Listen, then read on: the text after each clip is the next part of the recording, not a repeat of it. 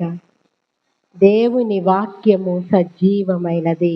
అది ఎప్పటికీ సజీవమైనది, అది ఎప్పటికీ క్రొత్తదే, పాతగిలేది కాదు అది కదా. మన వస్త్రాలు, మన జీవితాలు అన్నీ పాతగిలిపోతాయి, కానీ దేవుని వాక్యము దినదినము క్రొత్తగా నూతనముగా ఆయన మనకు అనుగ్రహిస్తున్నాడు. ఆ వాక్యమే శరీరధారిగా ఈ లోకానికి వచ్చి మనల్ని అందరినీ సరిచేసి ఆ వాక్యం. అయితే ఈ తరము వారలారా, యెహోవా సెలవిచ్చే మాట లక్ష్య పెట్టుడి. నేను ఇశ్రాయేలునకు అరణ్యము వలె అయితినా, గాఢాంధకార దేశము వలె అయితినా? మేము స్వేచ్ఛగా తిరుగులాడవారమైతిమి. ఇకను నీ యొద్దకు రామని నా ప్రజలేలా చెప్పుచున్నారు?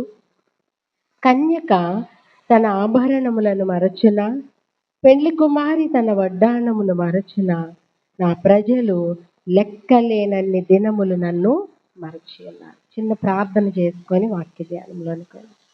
పరిశుద్ధుడా, మహోన్నతుడా, మహాఘనుడా, ఉన్నతమైన స్థలములలో నివసించువాడా, సర్వశక్తిమంతుడా, నీ ఘనమైన నామమునకు వందనాలు, స్తుతులు, స్తోత్రములయ్యా. ఎన్ని మారులు నిన్ను స్తుతించినా అవి సరిపోవు ప్రభువా. మా జిహ్వను, మా నోటి ఫలములు, మా పెదవులు నైనా ఏవి అర్పించినా అవి నీకు సాటి రావయ్యా.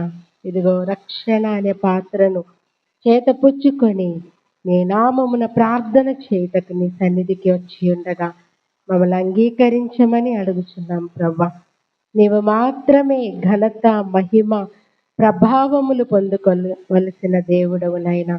ఈ లోకంలో ఎవరికి చెందినవి కాదయ్యా. అవునయ్యా, అంత గొప్ప దేవుణ్ణి ఆరాధించుటకు మాకు ఇచ్చిన ఈ భాగ్యాన్ని బట్టి వందనాలు, స్తోత్రాలు.